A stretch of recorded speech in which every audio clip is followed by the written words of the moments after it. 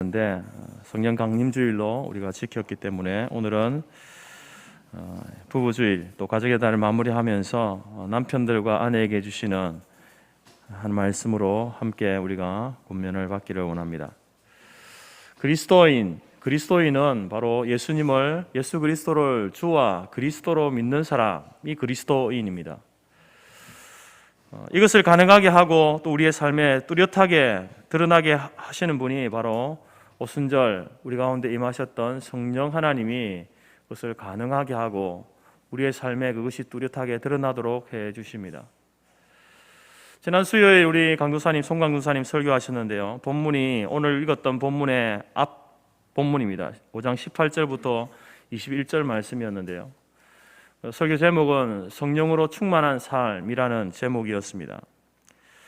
그 본문에 보게 되면은 이제 두 가지 삶을 대조하고 있습니다. 하나는 술 취함의 삶이고 하나는 성령 충만한 삶입니다. 술 취함이라고 하는 것은 이제 이방인들의 그 특징인데 지성적 판단이나 분별력이 마비되어서 본능적 행동에 충실한 그러한 삶을 이야기합니다. 반면에 성령 충만한 삶은 예수를 주와 그리스도로 고백하는 사람의 특징으로서 그는 날마다 성령의 다스림 가운데서 예배와 찬송과 감사와 섬김의 삶을 사는 삶, 그것이 바로 성령 충만한 삶이다라고 말씀했습니다. 그리고 이어지는 본문이 이제 오늘 우리가 본문인데 이제 이 본문에서 바로 성령으로 충만한 삶의 구체적인 예들을 우리에게 제시해 주고 있습니다. 그것이 바로 이제 남편과 아내의 관계 속에서 또 부모와 자녀의 관계 속에서 종과 상전의 관계 속에서 바로 성령 충만한 삶의 모습이 보여져야 한다라고 말씀하고 있는 겁니다. 이처럼 성도의 삶은 성령 충만과 이어져 있습니다. 연결되어져 있습니다. 그래서 오늘 말씀을 통해서 사도 바울은 우리에게 성령 충만한 성도들은 어떻게 살아가는 것이 성령 충만한 삶인지, 어떻게 사는 것이 바른 그 하나님이 원하시는 삶의 모습인지를 우리에게 이런 관계들을 통해서 설명해 주고 있는 것입니다. 이제 가정의 달을 마무리하면서 특별히 우리가 아내가 남편에게 또 남편이 아내에게 어떻게 대하는 것이 성령 충만한 삶의 모습이고 성도의 바른 모습인지 말씀을 통해서 배우고 또 결단하는 그러한 시간이 될 수 있기를 간절히 바랍니다. 먼저 그리스도의 주 되심을 인정하는 아내들의 성령 충만한 삶은 남편에게 순종하는 것입니다. 그 이유, 남편에게 순종해야 될 이유에 대해서 오늘 23절에서는 그리스도께서 교회의 머리 됨과 같이 남편이 아내의 머리가 되기 때문에 아내들은 남편에게 순종해야 된다라고 말씀하고 있는 겁니다. 여러분, 교회의 머리는 그리스도이십니다. 예수님이 예수 그리스도가 교회의 머리시다라는 것은 바로 그 몸의 지체가 되는 모든 성도들은 그 그리스도, 머리 되신 그리스도에게 복종하고 순종한다라는 의미가 담겨져 있는 겁니다. 우리가 예수 그리스도를 교회의 머리 되십니다라고 고백할 때에 그 고백은 단순히 입술의 고백이 아니라 정말로 그 예수 그리스도께서 그 말씀하신 그 모든 것에 대해서 우리가 순종하겠습니다, 복종하겠습니다 라고 하는 그 삶의 고백이 함께 이어질 때에 그게 진실한 고백이 되는 것입니다. 마찬가지로 오늘 말씀에서 이제 남편이 아내의 머리가 된다라는 것은 바로 교회가 그리스도에게 순종하듯이 아내가 남편에게 순종해야 함을 우리에게 말씀해 주고 있는 것입니다. 이것은 사도 바울이 고린도전서 11장 3절에서도 동일하게 이야기합니다. 각 남자의 머리는 그리스도요, 여자의 머리는 남자요, 그리스도의 머리는 하나님이시라. 여기서 하나님은 그리스도의 머리시다. 또 그리스도는 남자의 머리다. 그리고 남자는 여자의 머리다라고 이렇게 이야기합니다. 앞서 말씀드린 것처럼 이 머리라고 하는 표현은 무슨 말입니까? 바로 그리스도께서 하나님께 순종해야 된다는 것이죠. 또한 남자는 그리스도에게 순종해야 되고 그와 동일하게 여자는, 아내는 남편에게 순종하는 것이 합당하다라는 것을 논리적으로 설명하고 있는 것입니다. 물론 삼위 하나님 가운데서 성자 예수님 그리스도께서 성부 하나님에게 순종하는 것은 어떤 통치의 원리에 의해서, 높고 낮음에 의해서 순종하는 것이 아닙니다. 언약적 관계 속에서 언약적 질서로서 성부 하나님이 그리스도의 머리가 되심을 설명하는 것이고, 또 그리스도께서 성부 하나님에게 순종하는 것이다라는 겁니다. 쉽게 말해서 계급이 아니다라는 것입니다. 나보다 계급이 높기 때문에 순종하는 것이 아니다라는 것이죠. 마찬가지로 남자가 여자의 머리가 된다라고 하는 것은, 이것은 계급적으로 남자가 높은 위치에 있다, 이것을 말하는 것이 아닙니다.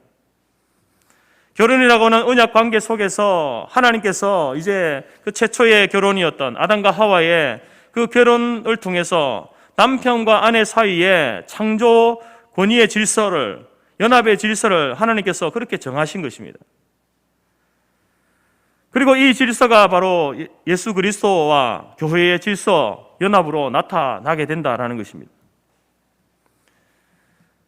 고린도전서 11장 7절에 보게 되면 남자는 하나님의 형상과 영광이고 여자는 남자의 영광이다라고 말씀합니다. 이 말씀은 남자는 보이지 않는 하나님의 위엄과 속성을 피조물들에게 나타내는 존재다라는 말씀이고, 또한 그 본분을 통해서, 남자의 본분을 통해서 바로 하나님께 영광을 돌려야 하는 위치에 있다라는 것을 말씀합니다.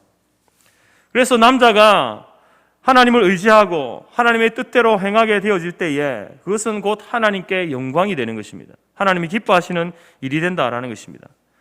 동일한 이치로 여자는 남자의 영광이다라고 말씀하고 있죠. 여자는 남자의 뜻을 따르고 남자에게 맞추어 갈 때에 그것이 남자에게 영광이 된다라는 것입니다.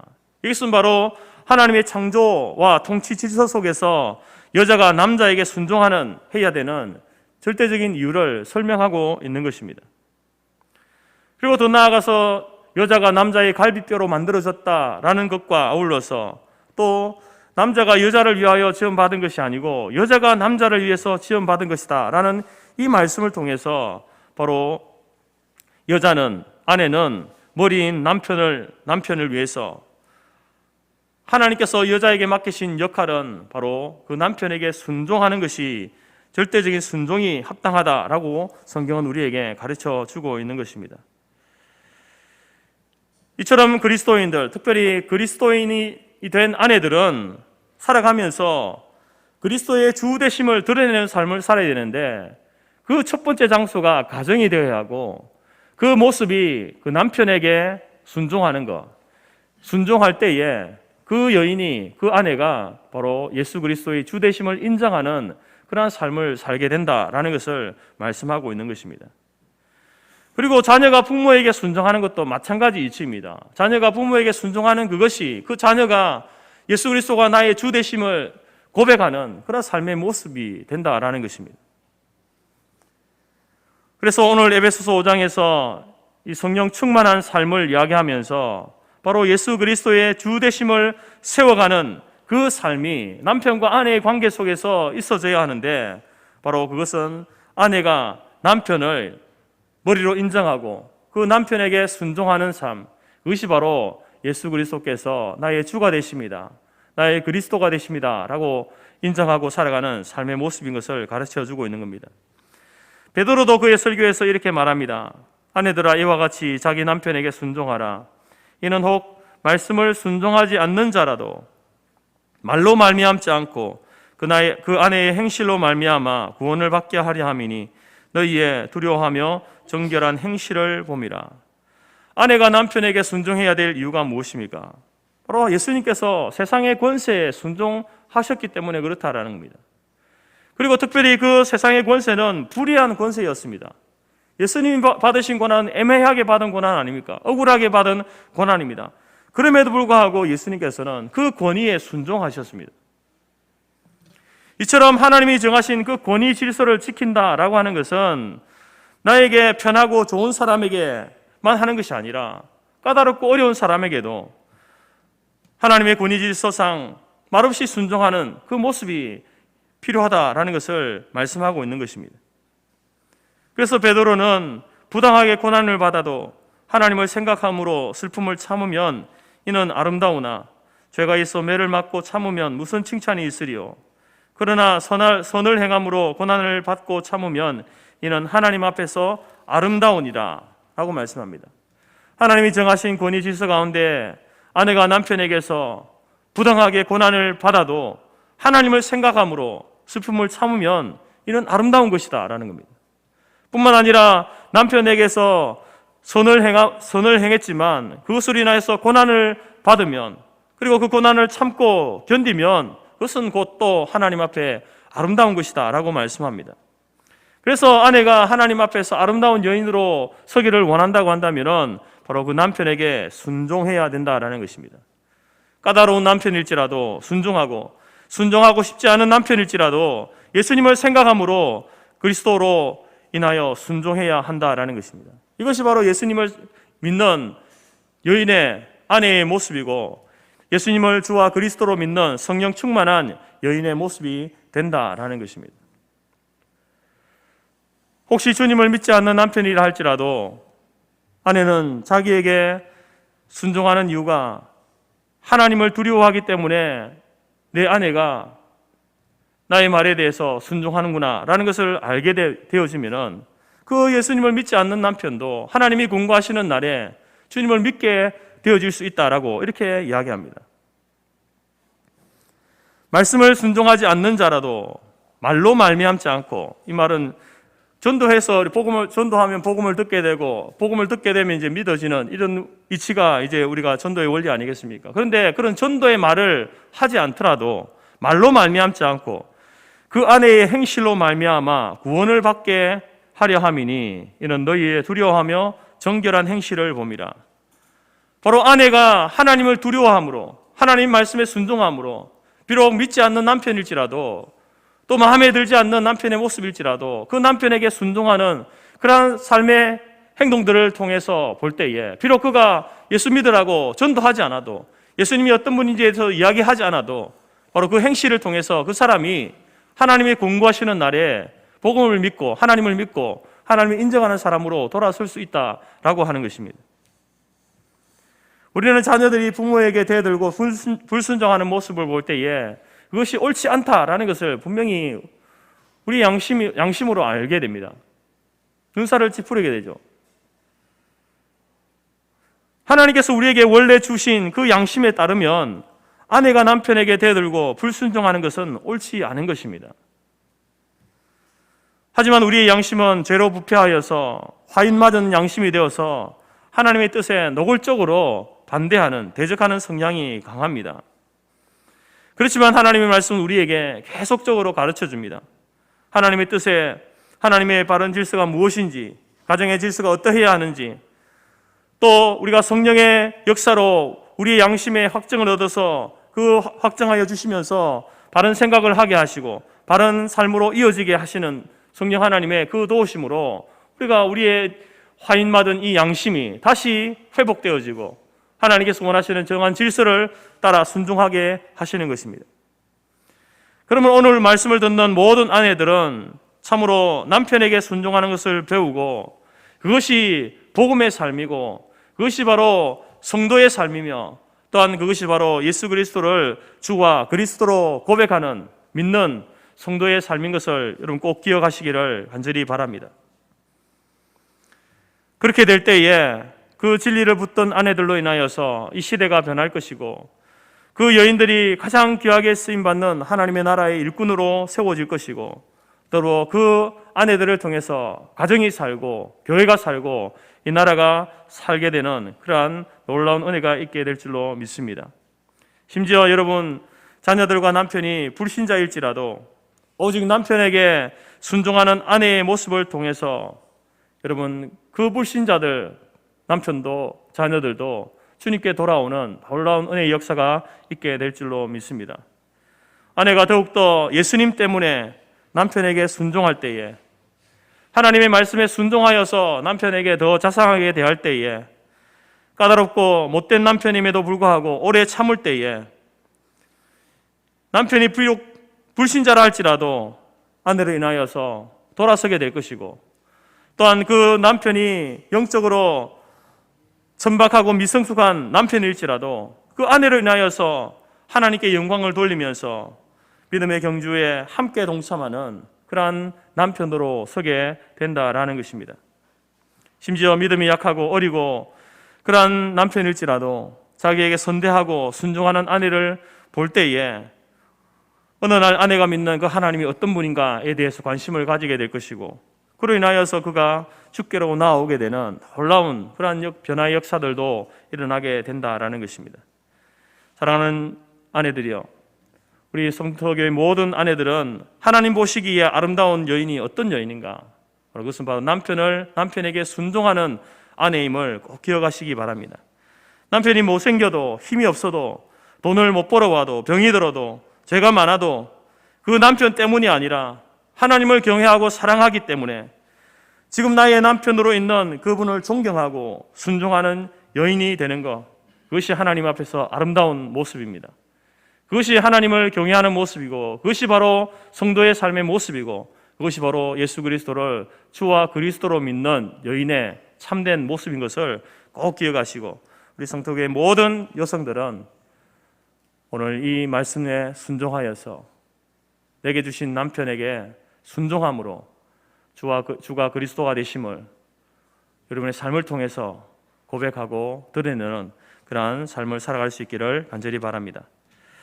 두 번째로, 그리스도의 주 되심을 인정하는 남편들의 성령 충만한 삶은 아내를 사랑하는 것입니다.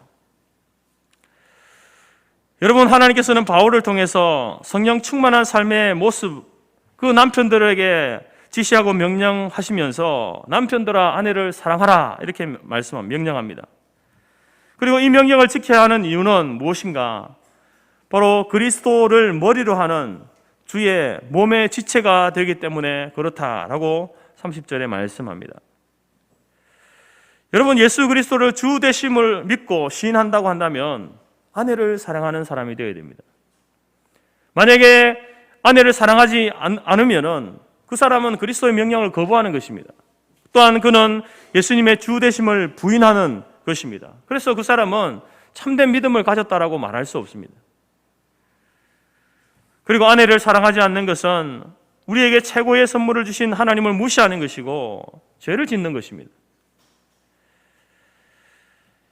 그럼 대부분의 남편들은 왜 아내를 사랑하지 않습니까? 라고 물으면은 그것을 아내의 탓으로 돌리는 사람들이 많습니다. 아내가 사랑받을 만한 그러한 모습이 아니다라고 이렇게 이야기하는 것이죠. 여러분, 그렇다고 한다면은 남편에게도 동일하게 적용되는 것 아니겠습니까? 아내들이여 남편에게 순종하라고 하셨는데 왜 순종하지 않습니까? 라고 물을 때에 우리의 남편이 순종할 만한 남편이 아닙니다라고 하면 아무 할 말이 없는 겁니다. 여러분, 아내가 남편에게 순종해야 되는 이유, 남편이 아내를 사랑해야 되는 이유는 그 남편이 존경받을 만해서 순종할 만해서 순종하는 것이 아닙니다. 그 아내가 사랑할 만한 모습을 갖추고 있기 때문에 사랑하는 것이 아니다라는 것입니다. 그 아내의 조건과 상태에는 무관한 것입니다. 이것은 하나님과 나와의 관계 속에서, 그 관계 속에서 내가 하나님의 그 말씀에 순종하는가 그렇지 않은가를 보는 것이죠. 하나님께서는 그것을 보시는 겁니다. 네 아내가 사랑받을 만한 존재가 못 되기 때문에 네가 사랑하지 않는 것에 대해서 내가 이해한다. 하나님은 그렇게 말씀하지 않는다는 겁니다.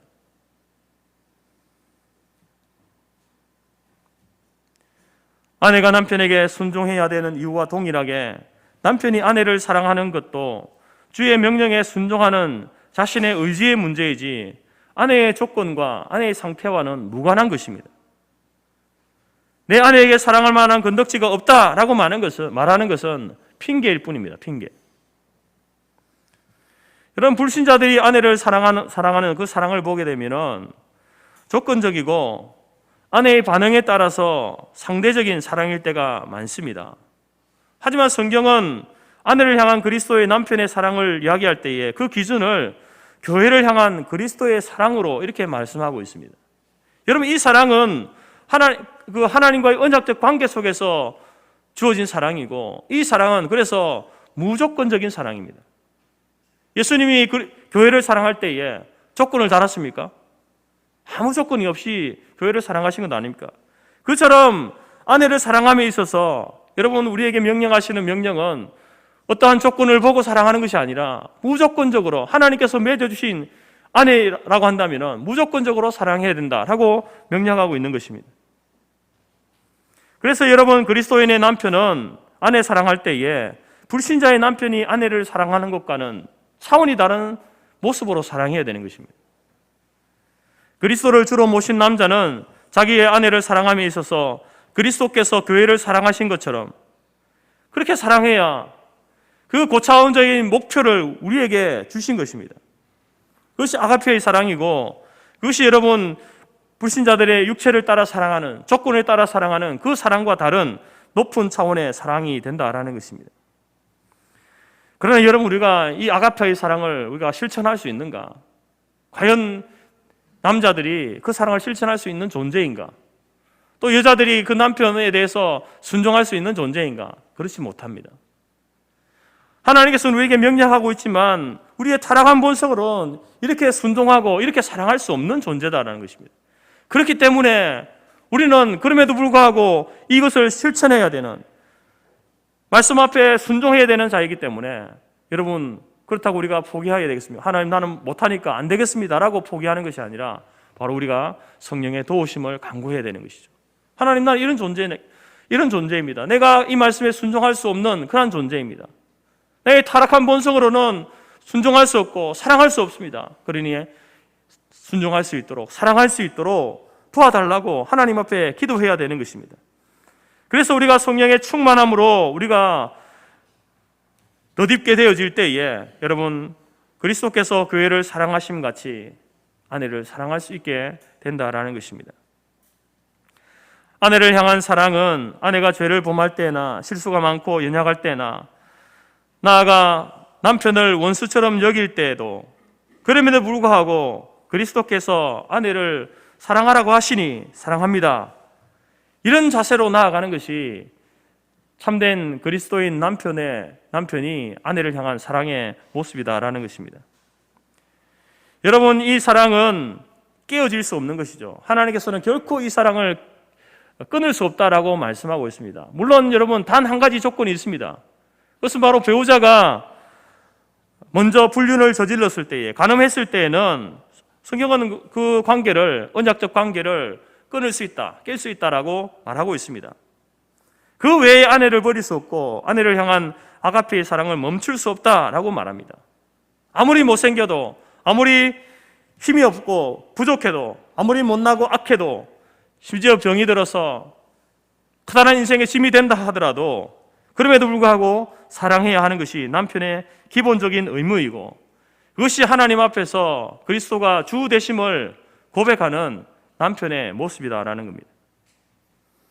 심지어 여러분, 아내가 불륜을 저질렀어도 진정으로 회개한다고 한다면, 배우자가 불륜을 저질렀음에도 불구하고 진정으로 회개한다고 한다면 그것을 받아들이고 새 출발을 할 수 있도록 하는 그것이 아가페 사랑의 실천입니다. 여러분, 이러한 사랑으로 남편은 아내를 사랑할 것을 우리에게 말씀하면서 구체적으로 어떻게 사랑해야 하는지 25절부터 이렇게 이야기합니다. 25절에 보게 되면 자신을 주심같이 사랑하라, 이렇게 말씀하죠. 여러분, 이것은 예수님께서 예수님의 그 생명을 교회를 위해서 내어주신 그 희생적인 사랑을 이야기하는 것입니다. 십자가에서 보여주신 그 예수님의 사랑, 자신을 내어주신 그 사랑으로 아내를 사랑하라라는 것입니다. 여러분, 우리가 남편은 교회를 향해서 자기를 희생하신 그리스도의 그 사랑으로 아내를 사랑해야 합니다. 그래서 여러분, 우리가 결혼한 사람들이나 또 이제 앞으로 결혼을 앞두고 있는 사람들은 이렇게 이야기해야 되는 것이죠. 나는 내 아내를 위해서 내 생명을 바칠 만큼 사랑하겠다. 아니, 내 생명을 바쳐서라도 아내를 사랑하겠다. 이렇게 다짐하고 결단하고 결혼해야 되고, 결혼하고 나서도 그렇게 살아가야 된다라는 것입니다. 예수님께서 바로 교회를 위해서 생명을 바치셨기 때문에 그러한 모습으로 사랑하라는 것입니다. 또한 28절을 보게 되면 자신과 같이 사랑하라, 이렇게 말씀하죠. 이것은 바로 그리스도께서 교회를 소중히 여김같이 소중히 여기라는 말입니다. 아내를 소중히 여기라는 것입니다. 여러분, 예수님께서 교회를 얼마나 소중히 여기셨습니까? 이 우주 가운데 가장 소중히 여긴 공동체가 바로 교회입니다. 예수님의 가장 우선순위는 바로 신부된 교회였습니다. 마찬가지로 남편의 마음속에 그 인생에 있어서 가장 귀중한 것은 바로 내 몸인 아내가 되어야 된다라는 것입니다. 그렇게 사는 것이 그리스도가 주가 되신다라는 것을 인정하는 삶의 모습입니다. 사실 여러분, 우리가 결혼하기 전에 남자들 생각해 보십시오. 결혼하기 전에는 남편들은 다 이런 마음이었습니다. 남자들은 이런 마음이었습니다. 그 어떤 것보다 무엇보다도 내가 사랑하는 그 여인, 그것이 가장 우선순위 아니었습니까? 아무리 일이 바빠도 여러분, 시간을 내어서 보고 싶은 그 여인을 만나러 가는 그런 열정들이 있지 않았습니까? 일을 하다가도 보고 싶으면 일을 뒤로 미루고 달려갑니다. 아무런 비밀이 없습니다, 둘 사이에는. 그래서 그 어떤 것, 이 세상에 그 어떤 것도 그 둘 사이에를 막을 수 없는 그러한 관계였습니다.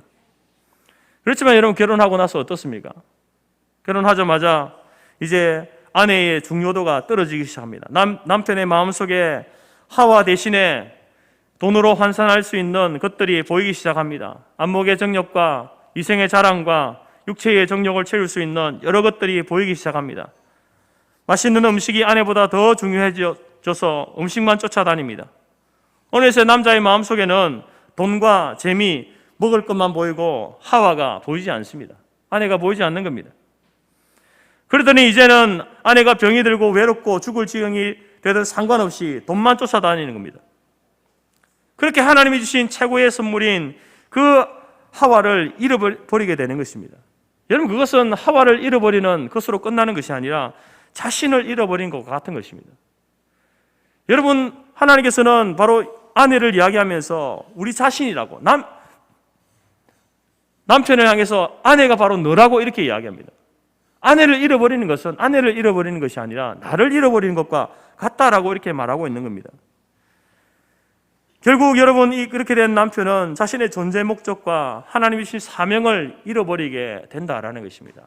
쉽게 말해서 삶의 이유가 없어지는 겁니다. 그리고 그 사람은 나아가서 그리스도의 주되심을 부인하는 것이고 더 이상 하나님의 나라의 천국을 누릴 수 없게 되는 그러한 지경에 빠지게 된다라는 것입니다.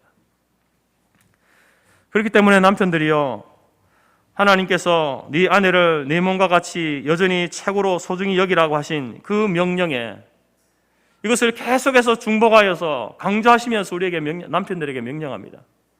그렇게 못하니까 말씀하시는 거겠죠. 이 말씀 앞에 여러분 온전히 순종하며 나아가는 저와 여러분들이 될 수 있기를 간절히 바랍니다.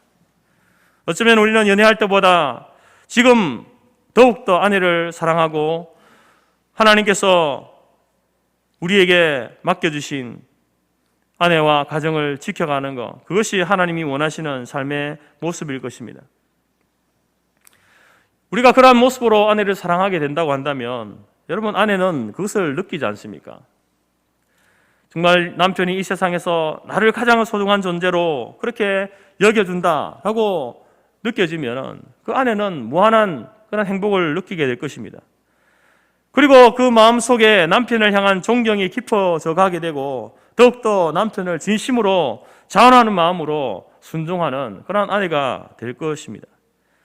이러한 부부가 그리스도의 뜻을 이루게 되니 그것이 곧 하나님께 영광이 되어지는 그 관계가 되지 않겠습니까?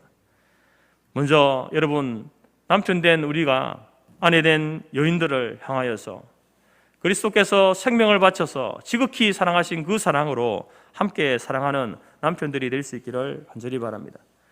그리고 27절 말씀에서는 남편들에게 이렇게 명령합니다. 그 아내를 영광스러운 아내로 만들어야 된다라고 이렇게 말합니다. 예수님께서 교회를 영광스러운 교회로 세우셨듯이 남편은 아내를 영광스러운 아내로 만들어야 된다라는 것입니다. 여러분, 요즘 이런 남편이 있겠습니까만은 과부장적인 남편들은 여전히 아내를 노예 부리듯 식모 부리듯 하는 그런 남편들이 있습니다.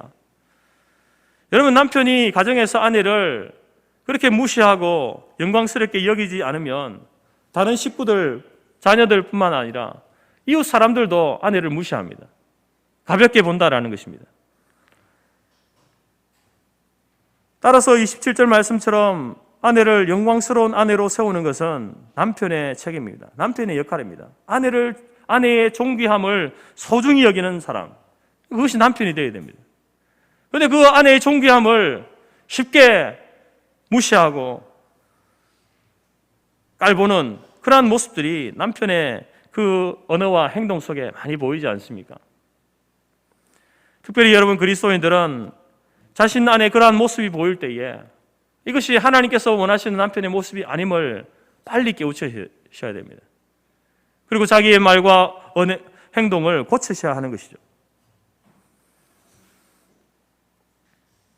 만일 남편이 자기의 권위를 가지고 아내의 존귀함을 파괴하게 되어지면 그 여인은 가장 천박해지고 비참하게 될 것입니다. 아내의 성품과 성격이 우한가 그렇지 않은가라고 하는 것은 그 아내를 향한 남편의 태도에 달려 있는 것입니다. 남편이 어떻게 아내를 대하는가에 따라서 그 아내가 영광스러운 존재로 세워질 수도 있고 그렇지 않고 추악하고 비참한 존재로 그렇게 떨어질 수도 있다라는 것입니다. 어떤 목사님에게 남편이 찾아와서 상담을 했습니다. 자기 아내가 너무 악하다는 겁니다. 너무 독하다는 거예요. 그래서 목사님이 그 남편에게 질문했습니다. 결혼하기 전에도 그랬습니까? 라고 물으니까 결혼하기 전에는 안 그랬다는 거예요. 그러자 그 목사님이 그 남편에게 일침을 가합니다. 아내를 그렇게 못된 여인으로 만든 주인공은 바로 당신입니다. 회개하십시오. 그리고 다시 그리스도의 사랑을 가지고 아내를 사랑하십시오 라고 이렇게 말해 주었다라는 것입니다. 남편들은 아내를 대할 때에 하나님께서 주신 존귀한 선물로 인식해야 합니다. 그렇지 않고 멸시하고 소홀히 여기면 그것은 곧 아내를 허락하신 하나님을 멸시하는 것입니다. 하나님을 소홀히 하는 것이 된다라는 것입니다. 이처럼 아내를 사랑함에 있어서 그 아내를 영광스러운 아내로 만드는 것, 그 영광스러운 아내로 만드는 그 모습으로 사랑하는 것이 남편의 사랑이 되어야 한다라는 것을 말씀하고 있습니다. 마지막으로 28절에 보게 되면 남편들은 아내를 자기 몸같이 사랑해야 된다 이렇게 말합니다. 그 남편의 역할은 아내를 돌보는 것이다 라는 것을 말하고 있는 것입니다. 여러분 우리는 자신의 몸을 잘 돌보지 않습니까? 자신의 몸을 위해서 여러 가지 시간과 돈과 정성을 쏟습니다. 몸을 위해서 건강을 위해서 좋은 음식을 먹고 휴식을 취하고 몸이 다치지 않도록 조심하고 혹시 아프면은 빨리 병원 가서 치료하고 자기 몸을 위해서 그렇게 이제 애를 씁니다. 그런데 오늘 성경 말씀은 아내가 남편의 몸이다라고 이렇게 이야기합니다. 남편이 자기 몸을 그렇게 잘 돌보듯이 아내를 잘 돌보라는 것입니다. 왜 그렇습니까? 그 아내가 내 몸이기 때문에 내 몸을 돌보듯이 아내를 돌보는 것이 남편의 책임이다라는 것입니다. 그 사랑 속에 담겨져 있는 남편의 책임인 것을 말씀하고 있는 겁니다. 그러므로 남편들은 여인의 몸과 마음과 영혼의 상태를 매일 살펴서 건강하고 기분 좋고 또 안전하고 보호하도록 돌봐줘야 한다라는 것입니다. 예수님께서 성도들이 고통당하고 비참하고 부족할 때에 예수님께서는 그 성도들을, 교회를 불쌍히 여기셨습니다. 사랑하셨습니다. 왜 그렇습니까? 왜 사랑했을까요? 단순히 불쌍하기 때문이 아닙니다. 바로 그 교회가 예수님의 몸이기 때문에 그런 거예요. 예수님이 교회를 사랑하신 이유는 여기에 있는 겁니다. 단순히 예수님은 그리스도의 몸이다 이것만 아니라 그러면 교회는 그리스도의 몸이기 때문에 머리 되신 그리스도께서 교회를 사랑하시는 겁니다. 고통당하고 어려운 가운데 있을 때에, 고난 가운데 있을 때에 더욱더 그를 돌보고 사랑하시는 분이 바로 우리 주님이 되신다라는 겁니다. 마찬가지로 남편은 아내가 연약할수록, 실수가 많을수록 더욱더 소중히 여기고 도와주어야 합니다. 늙어갈수록 더 사랑해야 하는 것입니다. 이것이 바로 결혼할 때에 하나님과 사람 앞에서 맺었던 그 언약을 실천하는 삶의 모습이다라는 겁니다. 남편 여러분, 여자는 물과 같은 존재입니다. 그래서 여자의 인생이 어떤 남자의 그릇에 담기느냐에 따라서 그 형태가 달라지는 겁니다. 어떤 여인은 그 인생이 영광스럽고 아름다울 수도 있지만 어떤 여인은 수치와 굴욕을 느끼는 그런 인생이 될 수도 있다라는 겁니다. 아무리 못난 여인이라 할지라도 마음이 바다 같고 넓고 풍성한 그릇을 만나게 되면 그는 매우 영광스러운 아내가 됩니다. 하지만 아무리 똑똑하고 예쁘고 최고의 미모를 가지고 많이 배웠다 할지라도 폭력적이고 바람둥이인 남성을 만나게 되면 그 여인의 인생은 천박해지고 비참해지는 것을 발견하게 되는 겁니다. 이처럼 하나님께서는 아내의 영광을 남편에게 맡기셨습니다. 바로 이것이 하나님께서 남편들에게 맡기신 최대의 사명입니다.